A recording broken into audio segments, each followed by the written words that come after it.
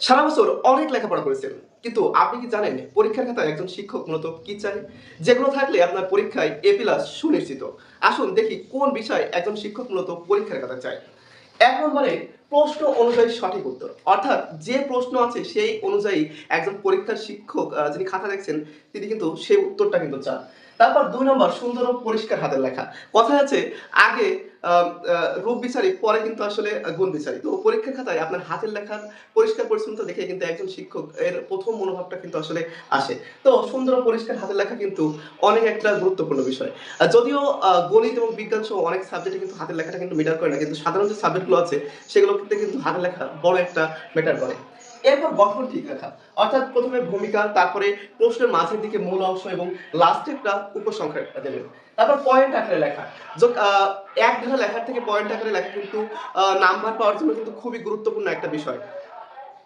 এরপরে আসি কিওয়ার্ড ব্যবহার করা। অর্থাৎ প্রশ্নের মাঝে মাঝে সংজ্ঞা, বৈশিষ্ট্য এবং যদি উদাহরণ টেনে আসেন তাহলে কিন্তু আপনার লেখার যে ভিত্তি অর্থাৎ মানটা সেটা কিন্তু আরো বেশি কিন্তু আসলে বৃদ্ধি পাবে এবং শিক্ষক কিন্তু এতে কিন্তু আসলে খুশি হবেন।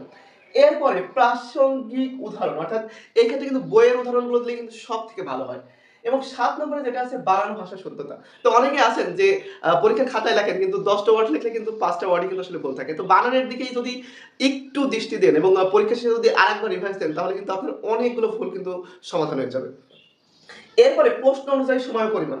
তো অনেকেই ১ম প্রশ্নটা লেখে ৫০ মিনিট এবং লাস্টের দিকে এসে মনে হয় যে খাতার পরে আম আ শুধু কলম ঘষে চলে গিয়েছেন।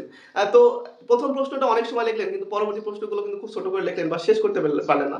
এক্ষেত্রে কিন্তু আপনার রেজাল্ট কিন্তু একজন পরীক্ষার শিক্ষক চাইলেও কিন্তু বেশি করতে পারবেন না। তো আপনাকে প্রশ্ন অনুযায়ী একটু ছোট হোক কিন্তু সময় অনুযায়ী কিন্তু অবশ্যই শেষ করতে হবে। কারণ আপনি যদি ৫ টা প্রশ্নের জায়গায় যদি ৪ টা প্রশ্ন লেখেন তাহলে যে নাম্বার পাবেন ৫ টা প্রশ্ন যদি ছোট করে লেখেন তাও কিন্তু তার থেকে বেশি পরিমাণ নাম্বার কিন্তু অবশ্যই পাবেন।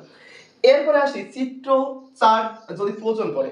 তো পরীক্ষার খাতায় বিশেষ করে জীববিজ্ঞানের ক্ষেত্রে অনেক সময় কিন্তু ছবির কথা উল্লেখ থাকে না। কিন্তু যদি ওই টপিকটা সম্পর্কে যদি ছবি আঁকা বা চিত্র আমার মনে থাকে তাহলে অবশ্যই কিন্তু দিতে হবে। তাহলে কিন্তু আপনার নাম্বার কিন্তু অন্যদের তুলনায় অবশ্যই কিন্তু আসলে বৃদ্ধি পাবে। এরপরে পরিচ্ছন্নতা অর্থাৎ খাতায় অনেকে সুন্দর করে লেখেন কিন্তু কাটাকাটি করেন। এটা কিন্তু পরিহার করার কিন্তু চেষ্টা করতে হবে। একটা সুন্দর একটা পৃষ্ঠা লেখা কিন্তু সামান্য একটু কাটাকাটিতে কিন্তু সম্পূর্ণ বিনষ্ট হয়ে যেতে পারে। এরপরে উপসংহার। আপনি একটা প্রশ্ন লিখেছেন। তো প্রশ্ন শেষে ছোট করে আপনি আসলে যা বোঝাতে চেয়েছেন যদি ২ টা লাইনই বা ৩ টা লাইনে যে লিখে আসেন না, তাহলে কিন্তু আপনার প্রশ্নর মান বৃদ্ধি পাবে এবং আপনি একটা ভালো রেজাল্ট আশা করতে পারেন। তো এই ১১ টা পয়েন্ট ফলাফল যদি মেনে চলেন তাহলে পরীক্ষার খাতায় আপনার A+ কিন্তু সুনিশ্চিত বলা যায়। তো ধন্যবাদ সবাইকে এডুকেশনের সাথে থাকবেন।